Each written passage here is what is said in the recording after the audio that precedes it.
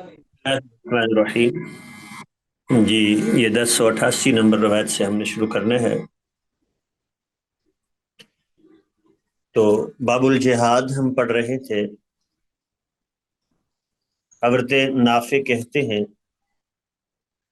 کہ اغار رسول اللہ صلی اللہ علیہ وسلم علی بنی المصطلق، اللہ کے نبی نے اچانک حملہ کیا۔ اغارہ شب خون مارنا جو ہے وہ غفلت کے وقت اچانک جو ہے وہ دشمن پہ حملہ کر دینا۔ وَهُمْ غارون، اور وہ غافل تھے، وہ اپنے معاملات میں بالکل ان کو خبر نہیں تھی۔ فَقَاتَلَ مُقَاتِلَتَهُمْ، تو رسول اللہ صلی اللہ علیہ وسلم نے ان کے جو لڑائی کرنے والے لوگ تھے ان کو قتل کر دیا۔ فَسَبَا ذَرَارِيَهُمْ، اور ان کے بچوں کو قیدی بنا لیا۔ یہ روایت مجھے عبداللہ ابن عمر نے بیان کی ہے، ٹھیک ہے۔ تو حضرت امام نافع جو ہیں چونکہ تابعی ہیں، تو اس لیے وہ بیان کر رہے ہیں کہ مجھے یہ روایت حضرت عبداللہ ابن عمر رضی اللہ تعالی عنہ نے بیان کی ہے۔ تو اب یہاں دیکھیں اس حدیث میں کیا ہے کہ رسول اللہ صلی اللہ علیہ وسلم نے اس غزوے میں جو 6 ہجری میں پیش آیا، اور غزوہ مریسی بھی اس کو کہا جاتا ہے، اسی غزوے میں حضرت عائشہ رضی اللہ تعالی عنہا کے بخار گم ہونے کا معاملہ پیش آیا، جس پہ ان پر الزام لگا اور اللہ تعالی نے ان کی طہارت کو نازل کیا۔ اور اسی غزوے میں حضرت جویریہ رضی اللہ تعالی عنہا وہ بھی قیدی بنی تھی، تو اور حضرت ثابت ابن قیس ان کے حصے میں آئی تھی، تو انہوں نے ان سے مکاتبت کر لی کہ اتنے پیسے مجھے دے دو تم آزاد ہو۔ تو رسول اللہ صلی اللہ علیہ وسلم نے ان کی مکاتبت وہ قیمت خود ادا کی اور ان سے شادی کر لی۔ اور یہ دیکھ کے 100 کے قریب جو ہے وہ قیدی جو صحابہ کے پاس تھے، تو انہوں نے اس لیے آزاد کر دیے کہ اب یہ اللہ کے نبی کے رشتہ دار ہو گئے تو ہم کیسے ان کو جو ہے وہ اپنا غلام بنائیں۔ تو اللہ کے نبی نے ان کے جو لڑنے والے تھے ان کو قتل کر دیا۔ تو بعض اوقات دشمن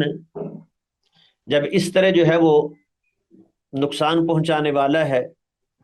تو جو لڑنے والے مقابلہ کرنے والے ہیں ان کو قتل کر دینا، اور جو باقی بچے اور عورتیں ہیں ان کو قیدی بنا لینا، تو گویا کہ ایسا کرنا بھی درست ہے۔ اگلی روایت ہے، سلیمان ابن بریدہ اپنے باپ سے بیان کرتے ہیں کہ کان رسول اللہ صلی اللہ علیہ وسلم، اللہ کے نبی، اذا امر امیرا علی جیش او سریۃ، جب آپ کسی لشکر یا کسی سریہ، وہ جیش ذرا بڑا لشکر ہوتا ہے اور سریہ چھوٹی جماعت، تو جب آپ کوئی بڑا یا چھوٹا لشکر آپ اس پر کسی کو امیر بناتے، اوصاہ فی خاصتہ، تو اسے خاص طور پہ یہ نصیحت فرماتے، بتقوی اللہ، اللہ سے ڈر کے، بھئی اللہ سے ڈرتے رہنا، تمہارے ہاتھ میں اختیار دیا ہے تو اب تمہارے پاس یہ طاقت ہے، تمہیں اختیار دیا گیا ہے تو اسے استعمال صحیح کرنا، اللہ سے ڈرتے رہنا۔ وَبِمَن مَّعَهُ، اور جو تمہارے ساتھ ہیں ان کے بارے میں بھی اللہ سے ڈرتے رہنا، ان کے ساتھ بھلائی کرنا، اچھا سلوک کرنا۔ پھر آپ فرماتے اوغلو بسم اللہ فی سبیل اللہ، بھی اللہ کا نام لے کے اللہ کے راہ میں جہاد کرو۔ قاتلو من کفر باللہ، اور جو اللہ کا انکار کرے اس سے لڑائی کرو۔ اغزو، یہ جہاد کرو، ولا تغلو، لیکن خیانت نہ کرنا، ولا تغدیرو، دھوکہ نہ دینا، ولا تمثلو، مثلا نہ کرنا، اعضاء کو کاٹ دینا دشمن کے، یہ مثلا نہ کرنا، ولا تقتلوا ولیدا، کسی بچے کو قتل نہ کرنا۔ اب یہاں دیکھیں، یہ گویا کہ جہاد کے لیے، لڑائی کے لیے جو ہے یہ اصول اور ضابطے بیان کیے جا رہے ہیں کہ دشمن سے لڑنا ہے، خیانت نہیں کرنا کہ مال غنیمت میں سے کچھ چھپا لیا جائے، ٹھیک ہے، اور مسلمانوں کو دھوکہ نہیں دینا، دشمن کو بھی دھوکہ نہیں دینا۔ ولا تمثلوا، مثلا دھوکہ یہ بھی ہو سکتا ہے نا کہ صلح کر کے پھر اچانک حملہ کر دو، تو اس طرح کا دھوکہ، غدر۔ ولا تمثلوا، مثلا نہیں کرنا، ولا تقتلوا ولیدا، بچوں کو جو لڑنے کے قابل نہیں ہے ان کو قتل نہیں کرنا۔ وَإِذَا لَقِيتَ عَدُوَّكَ مِنَ الْمُشْرِكِينَ، اور جب تم مشرکین میں سے اپنے دشمن سے ملو، فَادْعُوهُمْ إِلَىٰ ثَلَاثِ خَصَالٍ، تو تین باتوں کی انہیں دعوت دینا،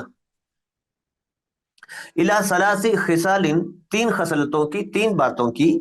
فَأَيَّتَهُنَّ أَجَابُوكَ إِلَيْهَا، تو وہ ان میں سے جس کو بھی قبول کر لیں، فَاقْبَلْ مِنْهُمْ، تو ان سے قبول کر لینا، ان میں سے کوئی ایک بات بھی وہ مان لیں تو پھر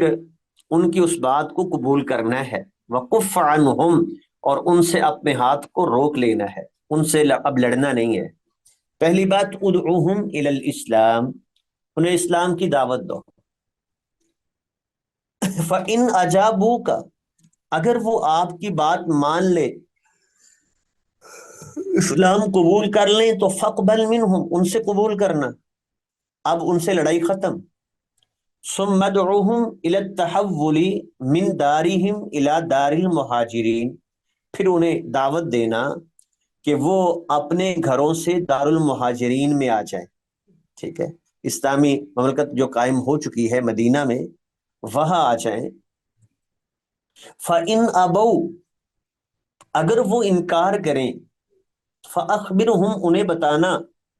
انہم یکونون کاعراب المسلمین، کو جو عام جو بدو مسلمان ہیں، جو حقوق ان کے ہیں پھر ان کے بھی وہ حقوق ہوں گے۔ جو مہاجرین ہیں، وہ انصار جو وہاں کے رہنے والے ہیں، ان کے حقوق اور ہیں، پھر یہ جو عرابی وہ لوگ آئے کلمہ پڑھا چلے گئے، ان کے حقوق اور ہیں، اور وہ حقوق کیا ہیں؟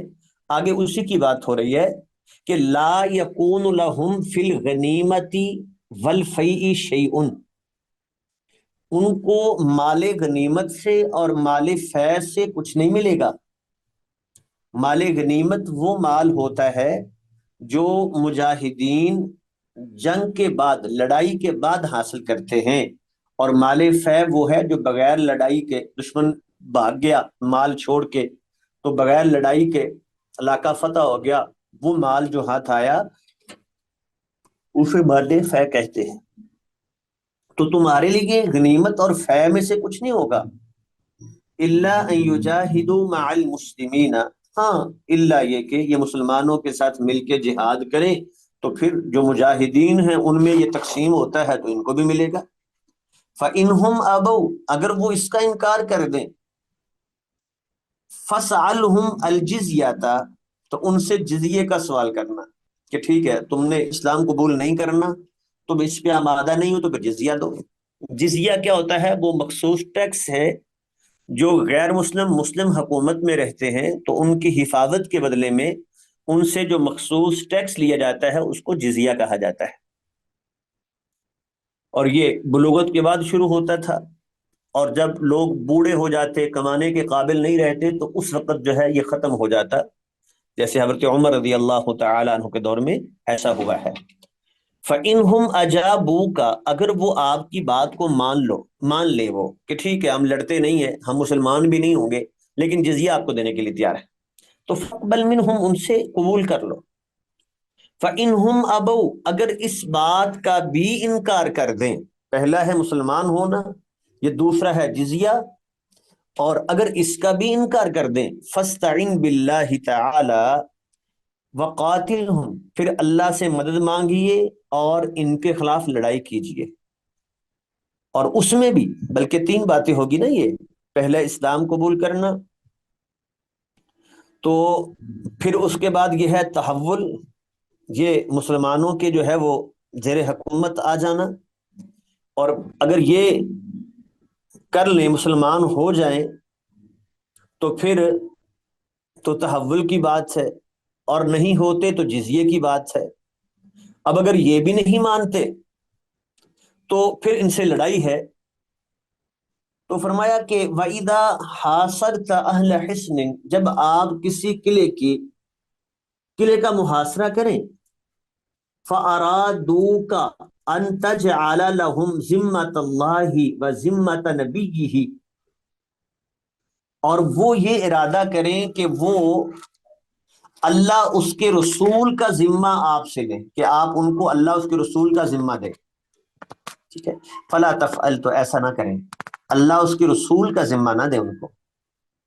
ولیکن اجعل لہم ذمتا کا، کہیں کہ ہم اپنے ذمے لیتے، ٹھیک ہے، اپنے اوپر بات ڈالیں، کیونکہ انہم ان تغفروا ذممکم، تم اپنے ذموں کو توڑو، یہ زیادہ آسان ہے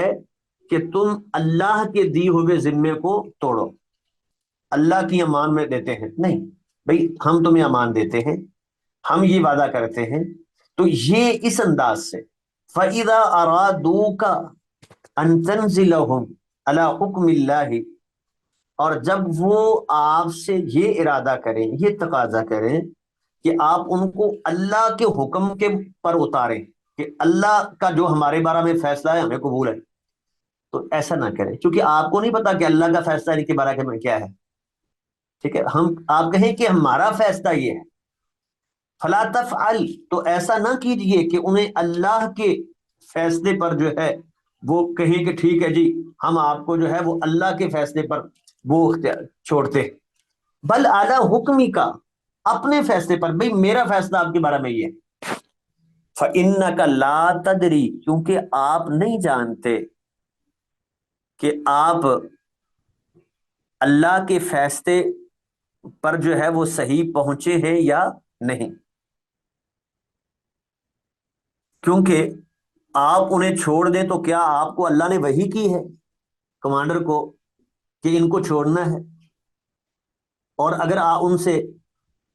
جو ہے ان کو کچھ اور فیصلہ ان کے بارے میں کیا ہے تو کیا وہ اللہ نے وحی کی ہے آپ کی طرف؟ تو آپ تو نہیں جانتے کہ اللہ کا فیصلہ ان کے بارے میں کیا ہے، تو اس لیے یہ نہ کہیں کہ اللہ کا فیصلہ، یہ کہیں کہ ہمارا فیصلہ، میں یہ سمجھتا ہوں تمہارے ساتھ یہ میرا فیصلہ ہے۔ اگلی روایت ہے حضرت کعب ابن مالک رضی اللہ تعالی عنہ فرماتے ہیں کہ ان النبی صلی اللہ علیہ وسلم، اللہ کے نبی، کان اذا اراد غزوۃ، جب کسی جنگ کا ارادہ کرتے، غزوے کا ارادہ کرتے، ورا بغیرہا، تو توریہ کرتے تھے، بغیرہا، اس کے غیر کے ساتھ، یعنی واضح نہیں بتاتے تھے، لوگوں کے سامنے ذکر نہیں کرتے تھے کہ ہم نے فلاں علاقے پہ جا کے حملہ کرنا ہے، تاکہ دشمن کو، جاسوس کو اس کی خبر نہ ملے۔ اگر آپ نے مشرق میں جانا ہے نا تو آپ پوچھتے بھئی مغرب میں فلاں فلاں اللہ کا رستہ کیسا ہے، وہ وہاں کون کون سے شہر آتے ہیں، تو اس طرح بات مغرب کی کرتے تاکہ سننے والا یہ سمجھے کہ اس طرف کی معلومات لے رہے ہیں، اس طرف جانا ہے، جانا دوسری طرف ہوتا تھا۔ تو اب یہ جنگ دھوکے کا نام ہے، اس میں اس دھوکے سے مراد یہ ہے کہ ایسی جنگی چال جس کا دشمن کو پتہ نہ ہو۔ دھوکے سے مراد یہ نہیں ہے کہ آپ ان سے کوئی معاہدہ کر کے وہ جب امن میں ہو جائیں، بے خوف ہو جائیں کہ اب یہ ہمیں نقصان نہیں پہنچائیں گے، اور آپ اچانک حملہ کر دیں، یہ دھوکہ اس طرح کا مراد نہیں ہے۔ تو اپنی جنگی چال سے دشمن کو جو ہے وہ بے خبر رکھنا، اپنے ارادوں سے جو ہے دشمن کو آگاہ نہ ہونے دینا، یہ جنگ میں کامیابی کا ایک بہت بڑا اصول ہے۔ تو اس کے لیے تاکہ دشمن کو پتہ نہ چلے تو آپ یہ کرتے تھے، ورا بغیرہا، کسی اور طرف جو ہے وہ اشارہ توریہ کرتے تھے، پوچھتے اس طرف کی بات تھی، جانا دوسری طرف ہوتا تھا۔ حضرت معقل کہتے ہیں کہ نعمان بن مقرن رضی اللہ تعالی عنہ کہتے ہیں، شہید تو رسول اللہ صلی اللہ علیہ وسلم، میں اللہ کے نبی کے ساتھ حاضر ہوا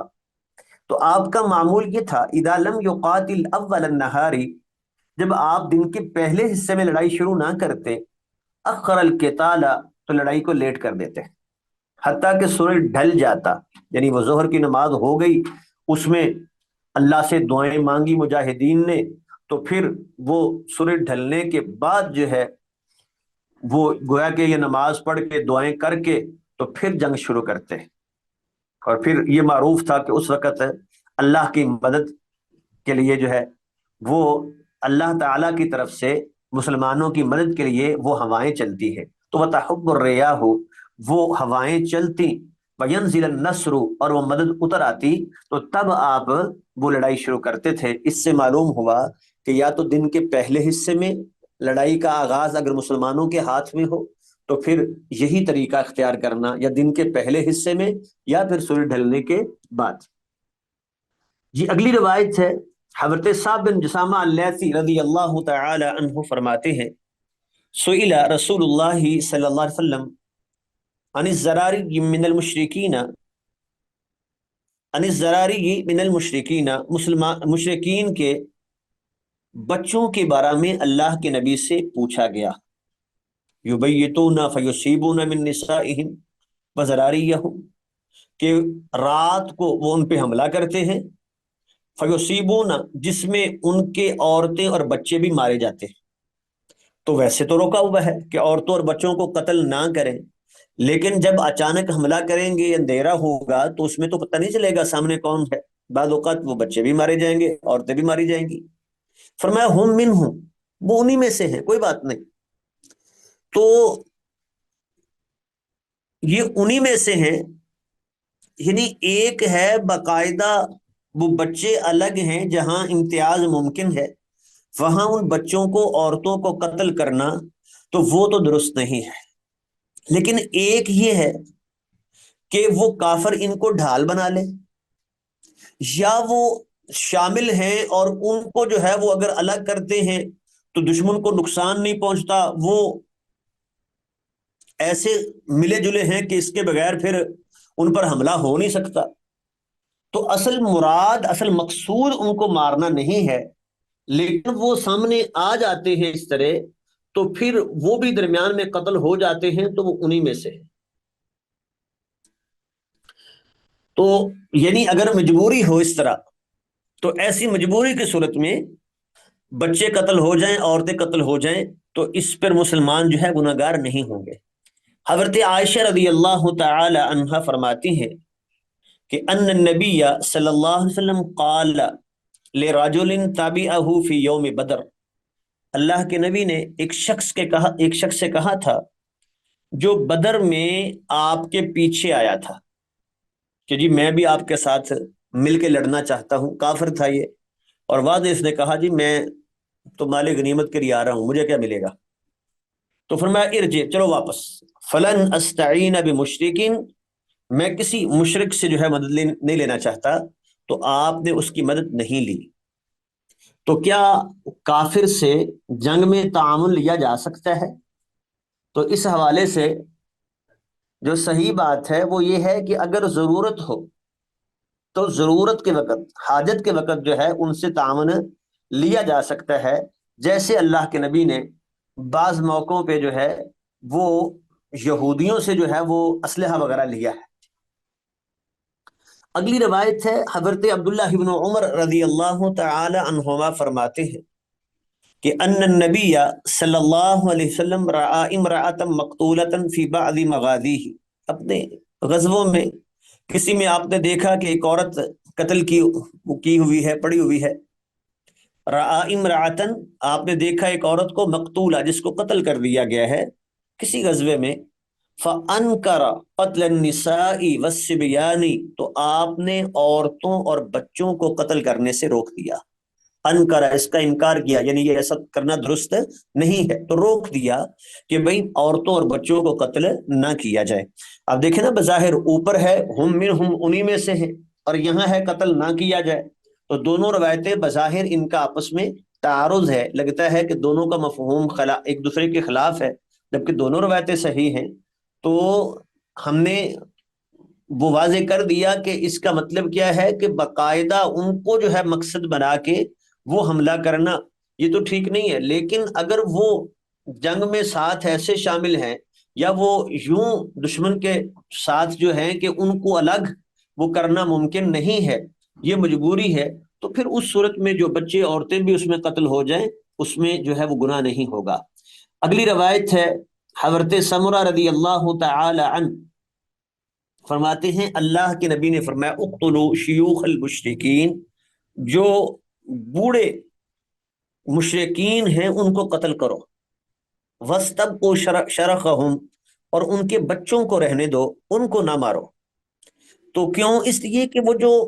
تجربہ کار ہوتے ہیں نا، ماہر لوگ، بوڑھے، بے شک وہ خود جسمانی طور پہ حصہ نہیں لے سکتے، لیکن بعض اوقات جو ہے وہ زیادہ نقصان کا باعث بنتے ہیں، وہ اپنے تجربے سے زیادہ نقصان پہنچا جاتے ہیں۔ تو اسی لیے جو ایسے لوگ ہیں مشرکین ہیں ان کو تو قتل کرو، اور دوسرا یہ ہوتا ہے کہ یہ جو بوڑھے ہیں اس عمر کو پہنچ جانے والے، پھر عام دیکھیں گے عام طور پہ وہ ان پہ امید بھی کم ہی ہوتی ہے کہ وہ اسلام قبول کر لیں گے، کیونکہ وہ اپنا ہوتا ہے کہ ہم نے ساری زندگی یہ دیکھا، ہم نے بڑوں کو یہ دیکھا، اور جو ابھی نو عمر ہوتے ہیں ان میں زیادہ امید ہوتی ہے کہ وہ بات کو سمجھیں گے اور اسلام کو قبول کر لیں گے۔ جی اگلی روایت ہے حضرت علی رضی اللہ تعالی عنہ فرماتے ہیں انہم تبارزوا یوم بدر، انہوں نے بدر کے دن جو ہے مبارزت کی دعوت دی تھی۔ مبارزت کا مطلب کیا ہے کہ عام جنگ سے پہلے انفرادی طور پہ دونوں فریقوں میں سے کسی ایک شخص آ کے دعوت دیتا ہے، چیلنج کرتا ہے کہ آئے کو میرا مقابلہ کرے، اور دوسرے فوج میں سے وہ بھی شخص اس کا یہ چیلنج جو ہے قبول کرتا ہے، اس سے جا کے مقابلہ کرتا ہے۔ تو یہ عام معمول تھا۔ تو غزوہ بدر میں بھی ایسا ہوا کہ مسلمانوں کی طرف سے 3 لوگ، حضرت علی رضی اللہ تعالی عنہ، حضرت حمزہ اور حضرت عبیدہ ابن حارث رضی اللہ تعالی عنہ، یہ 3 لوگ گئے تھے، اور مشرکین کی طرف سے بھی ان کے مقابلے میں 3 لوگ آئے تھے۔ تو ان میں سے ایک ولید بن عتبہ تھا جس کو حضرت علی نے رضی اللہ عنہ نے قتل کر دیا، اور دوسرے حضرت حمزہ نے وہ شیبہ بن ربیعہ اس کو قتل کر دیا تھا، اور تیسرا تھا وہ عتبہ بن ربیعہ۔ تو حضرت عبیدہ رضی اللہ تعالیٰ عنہ کے ساتھ وہ اس کا مقابلہ جاری تھا، دونوں نے ایک دوسرے کو زخمی کیا، تو ادھر سے حضرت علی رضی اللہ تعالیٰ نے حضرت حمزہ فارغ ہو کے انہوں نے اس کو بھی قتل کر دیا۔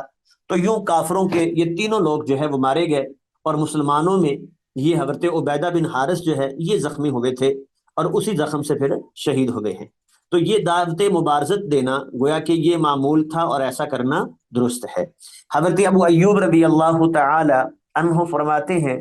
انما نزلت هذه الآیت فینا معشر الانصار،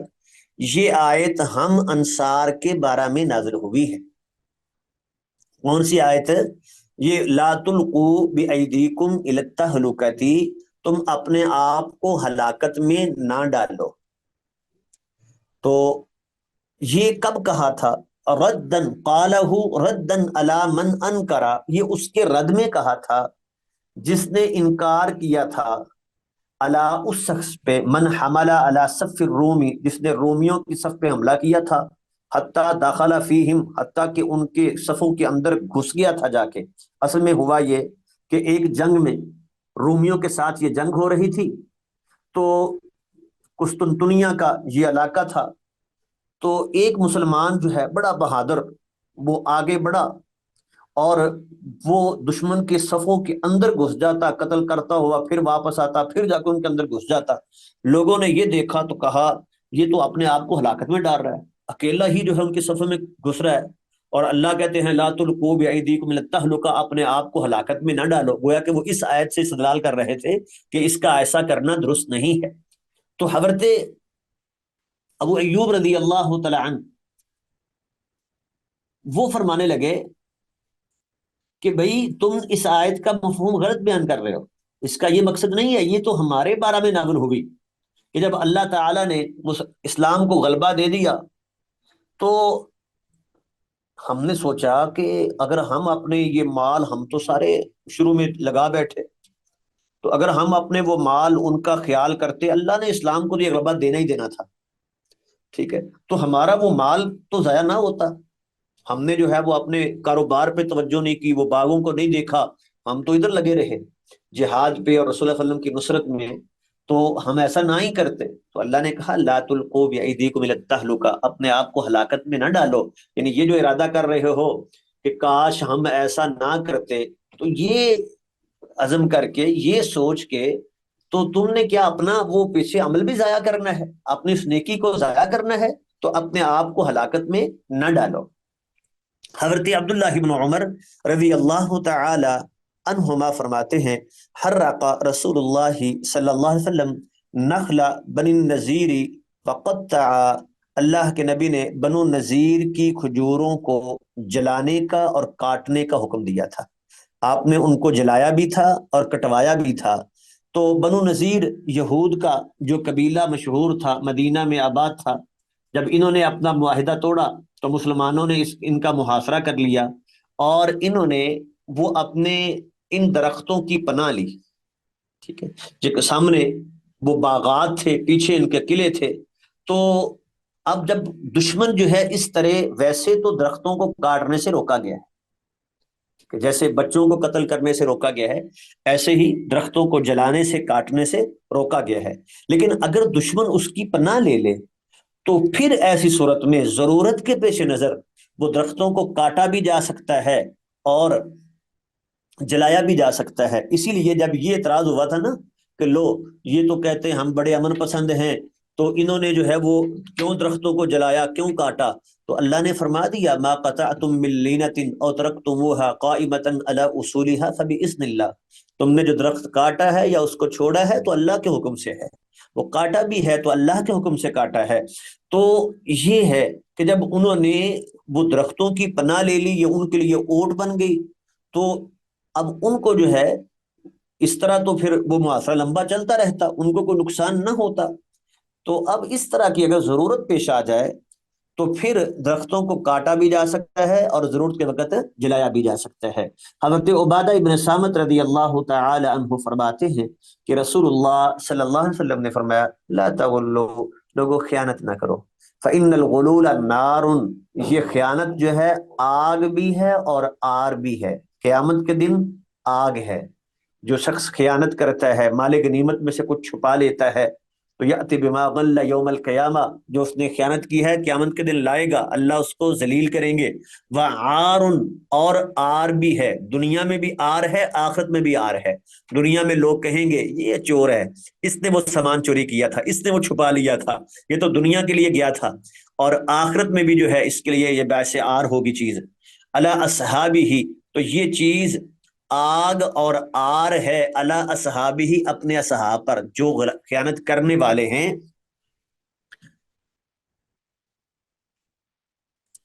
فی الدنیا والآخرہ، دنیا میں بھی اور آخرت میں بھی۔ اگلی حدیث ہے عوف ابن مالک رضی اللہ تعالی عنہ فرماتے ہیں ان النبی صلی اللہ علیہ وسلم، اللہ کے نبی نے قضا بصلب للقاتل، آپ نے سلب کا فیصلہ کیا قاتل کے لیے۔ سلب کیا ہوتا ہے؟ وہ جو دشمن کافر ہے اس کا جو ذاتی ساز و سامان ہے، اس کی تلوار ہے، اس کی جو ہے وہ اسی طرح گھوڑا ہے، یہ اس کا ذاتی جو ساز و سامان ہے، یہ سلب یہ قاتل کے لیے ہے۔ جو مسلمانوں میں سے جو اس کافر کو قتل کرے گا، یہ سامان جو ہے اس کو ملے گا۔ تو ایک ہوتا ہے مال غنیمت، وہ تو سب کو ایک اصول سے ملتا ہے، اس کے الگ اصول ہے، لیکن یہ اس سے زائد ہوتا تھا کہ جس نے مخصوص جو ہے وہ فلاں کافر کو میں نے قتل کیا، اس کے پاس اس کی دلیل موجود ہے،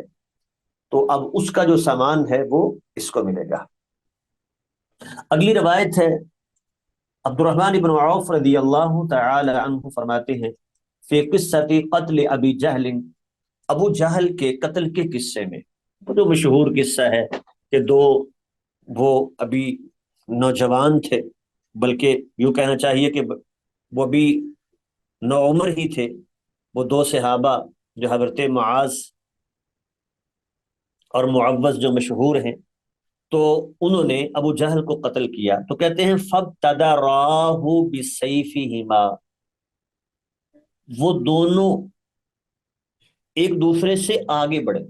ایک دوسرے سے جلدی کی دونوں نے، کون آگے جا کے پہلے تلوار مارتا ہے. تو ایسے آگے بڑھے اپنی تلوار کے ساتھ، حتیٰ قاتلاہ، یہاں تک کہ ان دونوں نے اسے قتل کر دیا، ابو جہل کو. ثم انصرف الی رسول اللہ صلی اللہ علیہ وسلم، پھر یہ اللہ کے نبی کے پاس آئے. فاخبراہ، تو دونوں نے آ کے بتایا آپ کو کہ جی ہم نے ابو جہل کو مار دیا ہے. فقال ایکما قتلہ، آپ نے فرمایا بھی تم دونوں میں سے کس نے قتل کیا ہے. تو پھر جب فیصلہ کرنا تھا کہ قتل کس نے کیا ہے، کیونکہ تلوار تو دونوں نے چلائی تھی، تو دونوں کہیں گے جی ہم نے مارا ہے. تو فرمایا حل مسحتما سیفیکما، کیا اپنی تلوار تم نے صاف کر لی ہے، وہ بتا دے کہ خون کس پہ لگا ہوا ہے. دونوں نے کہا جی نہیں، ہم نے ابھی تلواریں صاف نہیں کی. فنظر فیہما، تو آپ نے دونوں کی تلواروں کو دیکھا اور فرمایا کلاکما قتلہ، بھی تم دونوں نے ہی مارا ہے. فقضا بصلبہ لمعاذ بن عمرو بن الجموح، لیکن جو سلب تھا نا اس کا ذاتی سامان،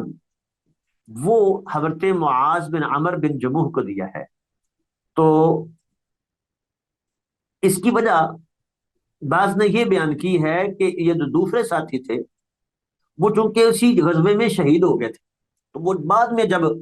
مال جو ہے وہ اکٹھا ہوا، پھر اس کے بعد تقسیم کیا گیا، تو اس تقسیم سے پہلے ہی وہ تو شہید ہو چکے تھے، تو اس لیے جو ہے وہ پھر سلب وہ آپ نے صرف ان میں سے ایک کو دیا ہے. تو باقی انہوں نے زخمی کر دیا تھا ابو جہل کو، لیکن ابھی اس میں جو ہے وہ کچھ زندگی کی رمق باقی تھی کہ اسی میں جو ہے وہ حضرت عبداللہ بن مسعود رضی اللہ تعالیٰ عنہ آ گئے، اور انہوں نے جو ہے وہ پھر اس کا سر وہ اس کے وہ دھڑ سے الگ کر دیا تھا. تو وہ آخری بار گویا کہ حضرت عبداللہ بن مسعود رضی اللہ تعالی عنہ نے کیا تھا. مکحول کہتے ہیں کہ ان النبی صلی اللہ علیہ وسلم، اللہ کے نبی نے نصب المنجنیک علی اہل الطائف، وہ منجنیک آپ نے نصب کی تھی طائف والوں پر. روایت تو یہ ضعیف ہے، لیکن یہ معنی، اب منجنیک تو واضح ہے کہ وہ جو مضبوط قلعوں کو اور دیواروں کو توڑنے کے لیے جو استعمال کی جاتی تھی، وہ اس میں پتھر رکھ کے جو ہے وہ مارا جاتا تھا تاکہ دیوار ٹوٹ جائے. تو اس وقت گویا کہ یہ بہترین اور جدید ترین ہتھیار سمجھا گیا. تو زمانے کے لحاظ سے، ضرورت کے لحاظ سے مسلمانوں کو جو ہے وہ جہاد کی تیاری کرنی چاہیے، وہ ایسے ہتھیار جو ہے ان کو حاصل کرنا چاہیے، چاہے اس کا تعلق میزائلوں سے ہو یا ایٹم بم سے ہو. اگلی روایت ہے، حضرت انس رضی اللہ تعالی عنہ فرماتے ہیں ان النبی صلی اللہ علیہ وسلم داخل مکہ تھا، اللہ کے نبی مکہ میں داخل ہوئے فتح مکہ کے دن. وعلی رأسہ المغفر، اور آپ کے سر پہ خود، وہ کہتے ہیں نا جو ٹوپی سی ہوتی ہے وہ مضبوط لوہے کی جس پہ کوئی چیز اثر نہیں کرتی، تو وہ خود جو ہے وہ آپ نے پہنا ہوا تھا. فلما نازعہ، جب آپ نے اس ٹوپی کو سر سے اتارا، تو اس سے کیا معلوم ہوا کہ جہاد میں توکل کے نام پہ انسان یہ کہے کہ مجھے اپنا بچاؤ کرنے کی کوئی ضرورت نہیں ہے، تو یہ نہیں. انسان اسباب اختیار کرتا ہے سارے، تو جیسے یہ بھی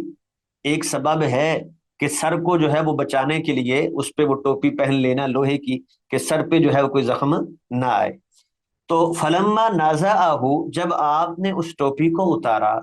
تو ایک آدمی آیا، اس نے کہا جی ابن خطل جو ہے متعلقم باستار الکعبہ، وہ کعبہ کے پردوں سے چمٹا ہوا ہے. تو کعبۃ اللہ حرم ہے، وہاں کسی کو جو ہے وہ وہاں سے پکڑنا، اس پہ سختی کرنا یا وہاں قتل کرنا یہ درست نہیں ہے. لیکن کچھ لوگ ایسے تھے جن کی دشمنی جو ہے وہ اسلام کے خلاف بہت نمایاں، وہ اسلام کو گالیاں دینے والے، رسول اللہ صلی اللہ علیہ وسلم کو گالیاں دینے والے، تو کچھ ایسے لوگ تھے، ان میں ایک یہ ابن قتل بھی تھا۔ تو آپ نے فرمایا اقتلوہ، اس کو قتل کر دو۔ تو اس کی وجہ یہ بیان کی گئی ہے کہ یہ ابن قتل جو ہے یہ مسلمان ہو گیا تھا، اور رسول اللہ صلی اللہ علیہ وسلم نے زکوٰۃ کی وصولی کے لیے اسے بھیجا، لیکن اس ظالم نے یہ کیا کہ اس کا ایک خادم جو اس کے ساتھ تھا وہ مسلمان تھا، اس کو قتل کر دیا، خود مرتد ہو گیا۔ اور پھر اس کے پاس دو لونڈیاں تھیں جو رسول اللہ صلی اللہ علیہ وسلم کے خلاف جو ہے آپ کی مذمت میں، آپ کے لیے برے الفاظ، وہ اس کے گانے جو ہے وہ ایسے سنایا کرتی تھی۔ تو اس لیے رسول اللہ صلی اللہ علیہ وسلم نے وہ 9 لوگ تھے جن کے بارے میں فتح مکہ کے دن کہا تھا کہ ان کے لیے معافی نہیں ہے، تو ان میں سے ایک یہ ابن قتل بھی تھا۔ تو پھر ان 9 میں سے 4 تو قتل ہو گئے، باقی جو ہے وہ 5 جو تھے انہوں نے اسلام قبول کر لیا تھا۔ تو اس سے معلوم ہوا کہ جو اہانت رسول کرنے والا ہے نا، رسول اللہ علیہ وسلم کی توہین کرنے والا، تو ایسا شخص جو ہے وہ حرم میں بھی چلا جائے تو اس کو پناہ نہیں ملے گی، وہاں سے بھی نکال کے اس کو قتل کیا جائے گا۔ اگلی روایت ہے، حضرت سعید ابن جبیر رضی اللہ تعالی عنہما فرماتے ہیں کہ رسول اللہ صلی اللہ علیہ وسلم نے قتل یوم بدر ثلاثۃ صبرا، اللہ کے نبی نے بدر کے دن 3 لوگوں کو باندھ کے مارا، ٹھیک ہے، وہ بندے ہوئے تھے تو اس حال میں ان کو قتل کیا، یعنی ایک ہے سامنے لڑتے ہوئے مارنا، اور دوسرا ہے یوں باندھ کے۔ وہ ایک روایت میں اس کی ممانت بھی ہے کہ وہ باندھ کے جو ہے وہ نشانے لگائے جائیں، اس سے تو روکا ہے، لیکن یہ اور کیفیت ہے کہ یہ قیدی تھے اور مختلف مقامات پہ ان کو جا کے ایک ایک کر کے ان کو قتل کیا، گویا کہ ان کی دشمنی زیادہ نمایاں تھی۔ جیسے ان میں ایک وہ عقبہ بن ابی معیط بھی ہے، تو اب اس کی دشمنی وہ رسول اللہ صلی اللہ علیہ وسلم کو اذیت دینا، وہ شروع اسلام میں وہ بڑے بہت سارے واقعات جو ہے وہ سیرت کی کتابوں میں بیان ہیں۔ تو اس لیے ایسے لوگوں کو،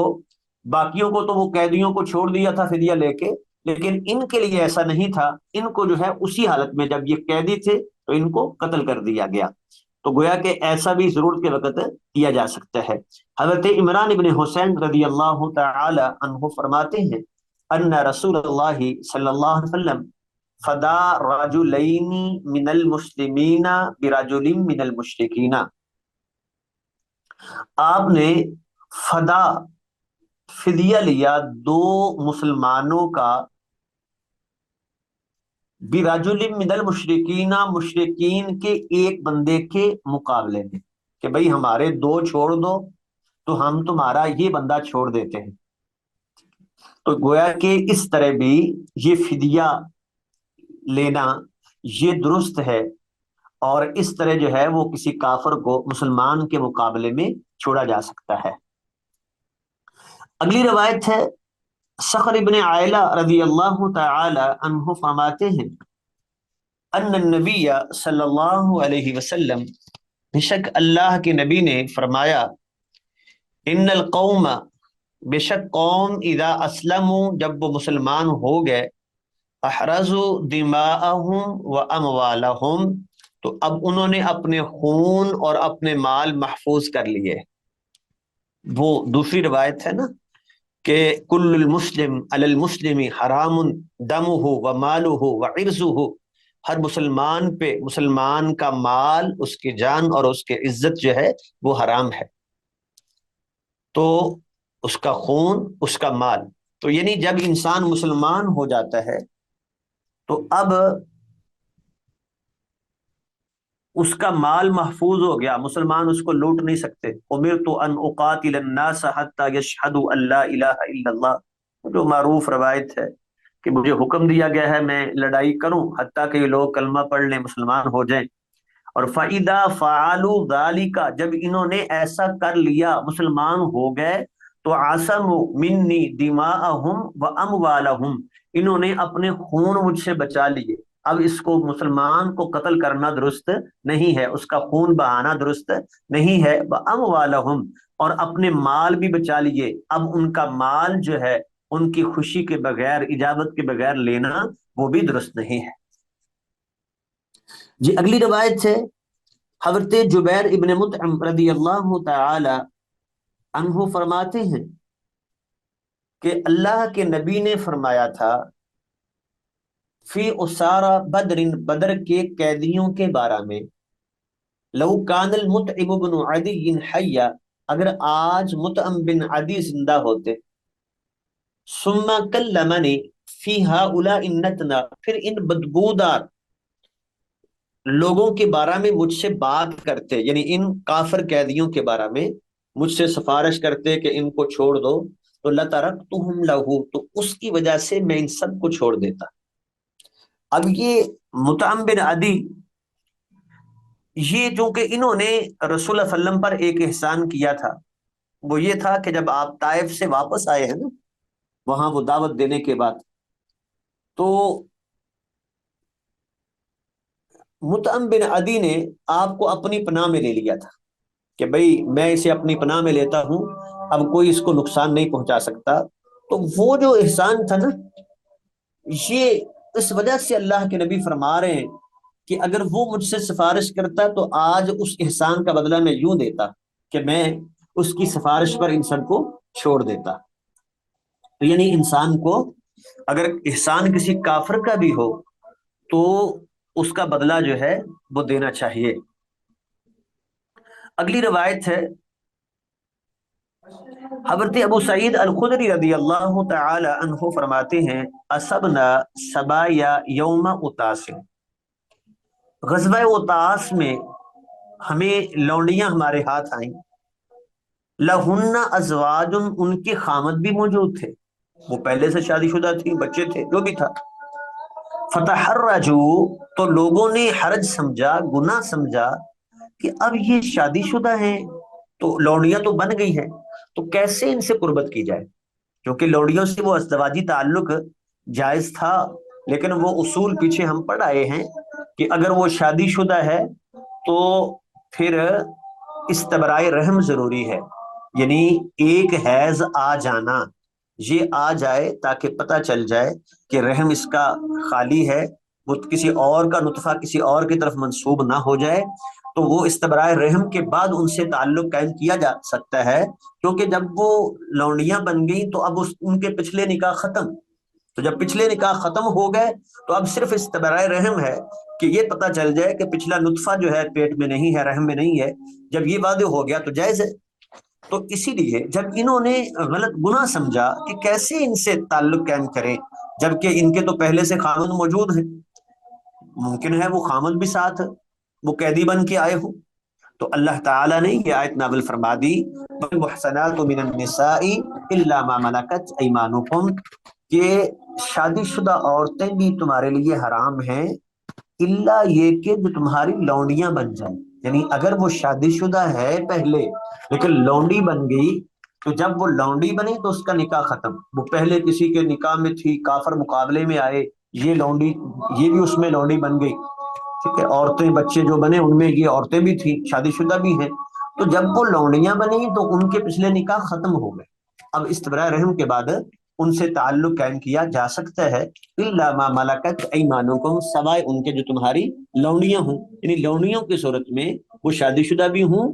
پہلے سے ان کا نکاح ہو تو اب وہ ختم ہو چکا، اب ان کا وہ نکاح باقی نہیں رہا، اب ان سے وہ تعلق قائم ہو سکتا ہے۔ حضرت عبداللہ بن عمر رضی اللہ تعالی عنہما فرماتے ہیں، بعث رسول اللہ صلی اللہ علیہ وسلم سریتن، اللہ کے نبی نے ایک لشکر بھیجا تھا، وَأَنَا فِيهِمْ، میں بھی ان لوگوں میں موجود تھا اسی لشکر میں، قِبَلَ نجد، یہ نجد کی جانب ہم گئے تھے، فَغَنِمُوا إِبِلًا كَثِيرًا، اور اس غزوے میں ہمیں بہت سارے اونٹ ہمارے ہاتھ آئے، فَكَانَتْ سُهْمَانُهُمْ اثْنَيْ عَشَرَ بَعِيرًا، تو مال غنیمت میں ہر بندے کو 12 اونٹ آئے تھے، وَنُفِّلُوا بَعِيرًا بَعِيرًا، پھر ایک ایک اونٹ اور زائد طور پہ دیے گئے، تو 13 اونٹ جو ہے وہ ہر بندے کو ملے. تو اب یہاں کیا معلوم ہوا؟ ایک تو یہ کہ وہ مال غنیمت جو اس کو تقسیم کیا جائے گا تو اس میں وہ حصہ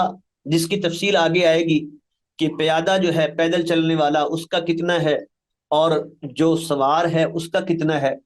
وہ حصہ مقرر وہ ان کو دیا گیا. اور دوسرا ہے کہ اس سے زائد بھی، اب وہ زائد جو ہے وہ مال غنیمت میں سے ہی ہو یا وہ ان کو جو ہے وہ خمس میں سے دے دیا جائے، تو دونوں اقوال موجود ہیں. تو بہرحال یعنی امام ان کو ان کے حصے سے زائد بھی دے سکتا ہے. جیسے آگے حدیث ہم پڑھیں گے کہ کسی خاص شخص کو اس کی خاص بہادری پر وہ عام غنیمت کے اصولوں سے ہٹ کے بھی دیا جا سکتا ہے کہ ایک شخص نے بہت بہادری کا کام کیا،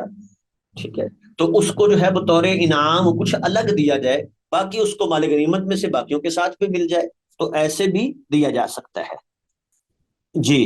بس یہاں سے آگے انشاءاللہ پڑھیں گے.